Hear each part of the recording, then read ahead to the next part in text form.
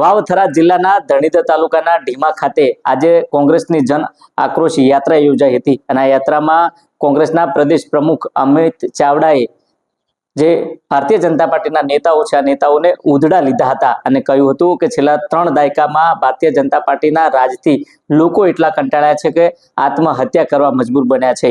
આ રાજમાં જે બુટલેગરો છે બુટલેગરો બેફામ બન્યા છે તો ક્યાંક ને ક્યાંક અસામાજિક તત્વો દ્વારા ધોળા દિવસે હત્યાઓ કરવામાં આવે છે અને સરકાર અને પોલીસ મૂક પ્રેક્ષક બને છે। તેની વિગતે વાત આ વિડીયોમાં કરવી છે।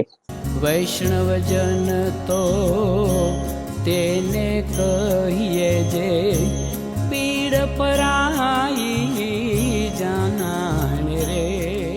નમસ્કાર, હું છું દિનેશ ઠાકોર। નવજીવન ન્યૂઝમાં આપનું હાર્દિક સ્વાગત છે। વાત વાવથરા જિલ્લાની છે। આમ તો કોંગ્રેસ દ્વારા જન આક્રોશ જે યાત્રા છે ધણીધરના ઢીમા ખાતેની શરૂઆત કરવામાં આવી હતી અને આ જે યાત્રા હતી આ યાત્રામાં મોટી સંખ્યામાં કોંગ્રેસના નેતાઓ હાજર રહ્યા હતા અને મોટી માત્રામાં લોકો પણ ઉમટ્યા હતા। જો કે આ જે યાત્રા હતી આ યાત્રામાં પ્રદેશ પ્રમુખ જે અમિત ચાવડા હતા, અમિત ચાવડા બરોબરના બગડ્યા હતા અને ભારતીય જનતા પાર્ટીના છેલ્લા 3 દાયકાથી જે રાજ છે આ રાજના જે નેતાઓ છે આ નેતાઓનો એટલી હદે ત્રાસ છે કે લોકો હવે આત્મહત્યા કરવા મજબૂર બન્યા છે। તો બીજી તરફ જે શિક્ષિત યુવાનો છે આ યુવાનોને નોકરી મળતી નથી, ભરતી જે પ્રક્રિયા છે આ પ્રક્રિયામાં ભ્રષ્ટાચાર આચરવામાં આવે છે, બુટલેગરો બેફામ બન્યા છે। તો બીજી બાજુ જે અસામાજિક તત્વો છે આ અસામાજિક તત્વો દ્વારા ખુલ્લેઆમ હત્યાઓ કરવામાં આવે છે। તો બીજી તરફ પોલીસ મૂક પ્રેક્ષક બને છે, સરકાર મૂક પ્રેક્ષક બને છે। આ તમામ બાબતને લઈને જે પ્રદેશ પ્રમુખ અમિત ચાવડા છે, અમિત ચાવડા વરસ્યા હતા। આ તમામ બાબતને લઈને શું કહી રહ્યા છે અમિત ચાવડા તે પણ તમે સાંભળો।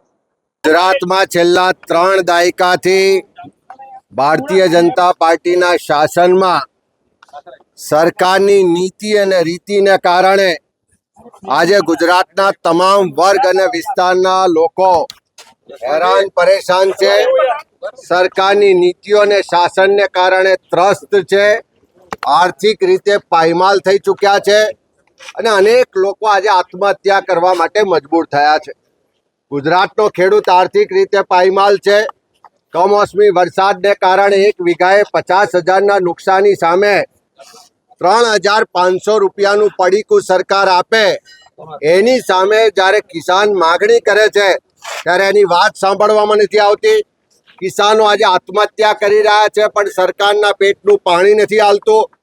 મોંઘું શિક્ષણ લીધા પછી ગુજરાતનો યુવાન જ્યારે રોજગાર માટે સરકારી કચેરીઓમાં જાય છે, સરકારી કચેરીઓમાં લાખો જગ્યાઓ ખાલી હોવા છતાં ભરતીના નામે નાટક થાય છે, પરીક્ષામાં પેપરો લીક થાય છે, પરીક્ષાના ઇન્ટરવ્યુમાં ભેદભાવ થાય છે અને ફિક્સ પગાર અને કોન્ટ્રાક્ટના નામે ગુજરાતના યુવાનોનું શોષણ થાય છે।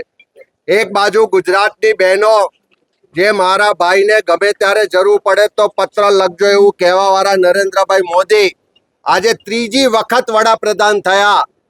બિહારની બહેનોને એના ખાતામાં 10,000 રૂપિયા મળે છે। મધ્યપ્રદેશ હોય કે મહારાષ્ટ્ર હોય ત્યાં લાડલી બહેનોના નામે બહેનોને ભાજપની સરકાર મદદ કરે છે પણ મોંઘવારીનો માર સહન કરી રહેલી ગુજરાતની બહેનોને આ ભારતીય જનતા પાર્ટીની સરકાર ખાલી ઠીંગો બતાવે છે। કાયદો વ્યવસ્થાની પરિસ્થિતિ પડી ભાગી છે। ખુલ્લેઆમ ગુંડાઓ હથિયારો લઈને દોરે દિવસે રસ્તાઓ પર હત્યા કરે છે અને સરકાર મૂક પ્રેક્ષક બનીને જોઈ રહી છે। એક બાજુ ખનન માફિયાઓ હોય, ભૂ માફિયાઓ હોય, શિક્ષણ માફિયાઓ હોય, મેડિકલ માફિયાઓ હોય, ચારે તરફ લૂંટ મચાવી છે અને ભાજપના મળતિયાઓનો ભ્રષ્ટાચાર આજે ચારે તરફ એટલો બેફામ થયો છે કે સામાન્ય લોકોના ટેક્સના પરસેવાના પૈસાથી જે સરકારની તિજોરી ભરાય છે, જે તિજોરીમાંથી બજેટ બને છે એ બજેટના પૈસા કાં તો ભાજપના ઉત્સવો તાઇફા પાછળ વપરાય છે કાં તો ભાજપના મળતિયાઓ દ્વારા ભ્રષ્ટાચાર રૂપી લૂંટમાં એ પૈસા ખર્ચાય છે। ત્યારે ગુજરાતના ખેડૂતો હોય, યુવાનો હોય, મહિલાઓ હોય, નાના વેપારીઓ હોય, ગૃહિણીઓ હોય કે તમામ વર્ગ વિસ્તારના લોકો આજે આ સરકારથી ત્રસ્ત છે। એ લોકોની જે પીડા છે, જે તકલીફ છે, જે દર્દ છે, જે પ્રશ્નો છે, જે આક્રોશ છે એને વાચા આપવા માટે ગુજરાત પ્રદેશ કોંગ્રેસ સમિતિ દ્વારા આ જન આક્રોશ યાત્રાની શરૂઆત કરવામાં આવી છે। આજે એના પહેલા ચરણમાં ભગવાન ધરણીધરના ચરણોમાં શીશ ઝુકાવી અને વાવથરા જિલ્લાથી એની શરૂઆત કરી છે। તબક્કાવાર આખા ગુજરાતમાં યાત્રા ભ્રમણ કરશે અને આ યાત્રાના માધ્યમથી અમે બધા જ વર્ગના લોકોને મળીશું, બધા જ વિસ્તારના લોકોને મળીશું. દરેકની જે ફરિયાદ છે, જે તકલીફ છે, જે દર્દ છે, જે પીડા છે એને સાંભળીશું અને એના અવાજને બુલંદ કરીશું ને સડકથી લઈને સંસદ સુધી લડવાના એક નિર્ધાર સાથે આ યાત્રા પર નીકળ્યા છે.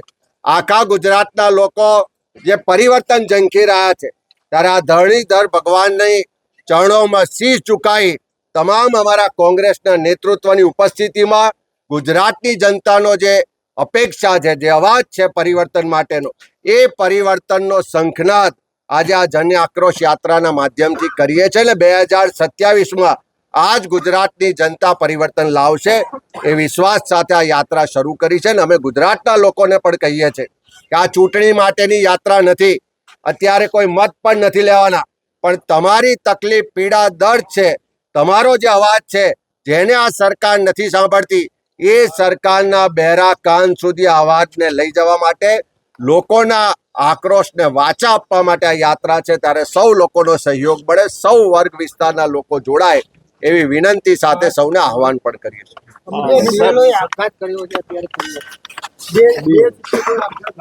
એક બાજુ સરકારની નીતિને કારણે ખેડૂતો આત્મહત્યા કરે છે, પેકેજના નામે પડીકું આપી અને આ જ સરકાર ખેડૂતોની હત્યા કરાવતી હોય એવી સ્થિતિનું નિર્માણ છે. એટલે સરકારના કારણે એક બાજુ ખેડૂતો આત્મહત્યા કરે છે અને બીજી બાજુ આ જ સરકારના એસઆઈઆરમાં જે ત્રાસને કારણે આજે બીએલઓ આત્મહત્યા કરે છે. આજે એક નહીં, 2 બીએલઓ આત્મહત્યા કરી. સુસાઇડ નોટમાં પણ ઉલ્લેખ કર્યો કે જે માનસિક ત્રાસ આપવામાં આવે છે એના કારણે આત્મહત્યા થઈ રહી છે. ત્યારે એસઆઈઆરની પ્રક્રિયા આખા ગુજરાતમાં તમારે જો શરૂ જ કરવાની હતી તો શું કામ 6 મહિના પહેલા એની તારીખો જાહેર ના કરી? શું કામ તમારું તંત્ર છે એને એના માટે તૈયાર ના કર્યા? શું કામ લોકોમાં એની જાગૃતિ ના લાયા? કેમ તમારા રાજકીય એજન્ડાઓ પાર પાડવા માટે આ જે બીએલઓ છે એનો ઉપયોગ કરવામાં આવે છે? સરકારના ત્રાસના કારણે, માનસિક ત્રાસ આપવાને કારણે બીએલઓ આત્મહત્યા કરી રહ્યા છે. દુઃખદ બાબત છે. આ આત્મહત્યા કરનાર જે પણ શિક્ષક કે કર્મચારીઓ છે એમના પરિવારને અમે શ્રદ્ધાંજલિનો સંદેશો પાઠવીએ છીએ, પણ સરકારને પણ કહેવા માંગીએ છીએ કે તમારા રાજકીય એજન્ડા પાર પાડવા માટે આ બીએલઓને હથિયાર ના બનાવશો, નહીં તો આવનારા સમયમાં ગુજરાતના તમામ જે કર્મચારીઓ છે એનો જે આક્રોશ છે, જે પીડા છે, એ પણ આવનારા દિવસમાં આ જ્વાળામુખી રૂપે ફાટી નીકળશે. તમે જો તે પ્રકારે અમિત ચાવડાએ કહ્યું કે છેલ્લા 3 દાયકાથી ભારતીય જનતા પાર્ટીના રાજમાં લોકો ત્રાહિમામ પોકારી ઉઠ્યા છે, ખેડૂતો ત્રાહિમામ પોકારી ઉઠ્યા છે. જે શિક્ષિત યુવાનો છે, આ યુવાનોને રોજગારી મળતી નથી અને શિક્ષણ મોંઘું થયું છે, શિક્ષણનો વેપલો કર્યો છે. આ પ્રકારે સરકારના નેતાઓને અમિત ચાવડાએ ઉધડા લીધા હતા. દિનેશ ઠાકોર, નવજીવન ન્યૂઝ, બનાસકાંઠા.